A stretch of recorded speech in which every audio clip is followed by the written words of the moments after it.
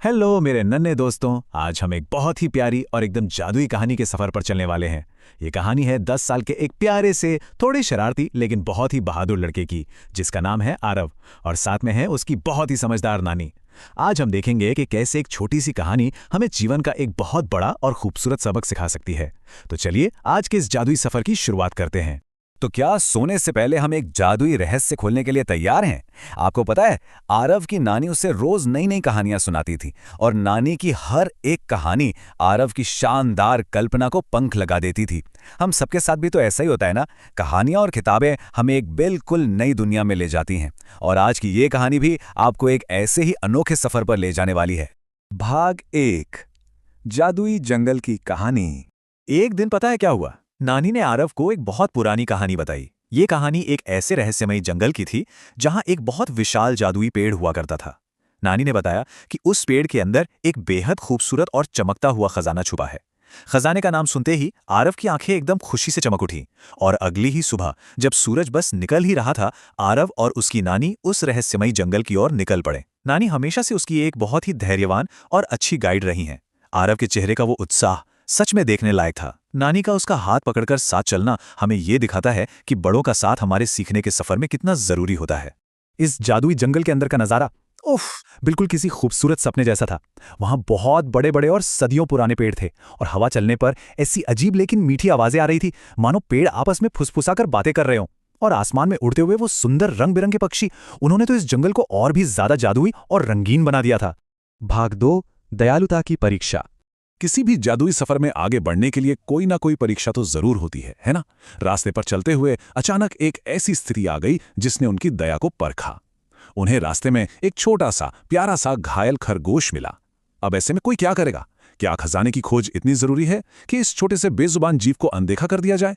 यहां हमें रुककर सोचना चाहिए कि सच्चे हीरो वही होते हैं जो हमेशा दूसरों की मदद करते हैं, चाहे उन्हें अपनी मंजिल पर पहुंचने की कितनी भी जल्दी क्यों ना हो।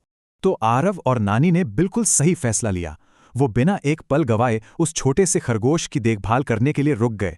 उन्होंने अपने सफर को थोड़ी देर के लिए रोका और दयालुता को चुना। और आपको पता है इसका नतीजा क्या हुआ? उनके इस छोटे से प्यार भरे काम ने एक जादुई चमत्कार कर दिया। वो घायल खरगोश अचानक इंसानों की तरह बोल पड़ा। उसने खुश होकर बताया कि वो कोई आम खरगोश नहीं है, बल्कि उसी जादुई जंगल का रक्षक है। रक्षक खरगोश ने मुस्कुराकर उन्हें धन्यवाद दिया, और फिर उसने आरव और नानी को एक बिल्कुल ही गुप्त और रहस्यमयी रास्ता दिखाया। खरगोश के बताए हुए उस सीक्रेट रास्ते पर चलकर हमारा ये बहादुर लड़का और उसकी नानी खजाने की खोज में अपनी असली मंजिल की ओर आगे बढ़ चले।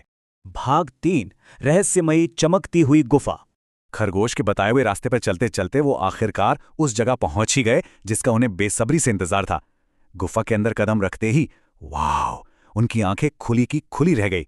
वहां एक बहुत ही विशाल जादुई पेड़ था, और वो गुफा बिल्कुल भी अंधेरी नहीं थी, बल्कि अंदर से बहुत ही ज्यादा चमकदार और सुंदर रोशनी से भरी हुई थी। वो पेड़ और उसकी टहनियां इतनी खूबसूरत थीं कि बस देखते ही रह जाएं। भाग 4, असली खजाना। अब हम उस मुकाम पर आ गए हैं जिसके लिए ये पूरा सफर शुरू हुआ था। उस विशाल चमकते हुए पेड़ के नीचे कुछ रखा हुआ था। अच्छा सोचिए, जब हम खजाना बोलते हैं तो दिमाग में क्या आता है? सोना, चांदी और बहुत सारा पैसा, है ना? लेकिन आरव ने उस चमकते पेड़ के नीचे क्या पाया? वहां सोने के सिक्के नहीं, बल्कि पुरानी जादुई किताबें रखी हुई थीं। जी हां, किताबें। यही था उस जादुई जंगल का असली खजाना। और यहीं पर नानी ने एक बहुत ही गहरी और समझदारी भरी बात कही, जो इस पूरी कहानी का सबसे खूबसूरत हिस्सा है। नानी ने प्यार से मुस्कुराते हुए आरव से कहा, सबसे बड़ा खजाना पैसा नहीं, ज्ञान होता है। जरा इस बात को समझिए। पैसे तो खर्च हो जाते हैं, लेकिन जो ज्ञान हम किताबों से हासिल करते हैं वो हमेशा हमारे साथ रहता है। वो हमें ताकत देता है और जीवन में हमेशा सही रास्ता दिखाता है। आरव अपनी नानी की ये कीमती बात एकदम झट से समझ गया। उसने बहुत ही खुशी के साथ उन पुरानी जादुई किताबों को उठा लिया और अपनी नानी से एक बहुत ही प्यारा वादा किया।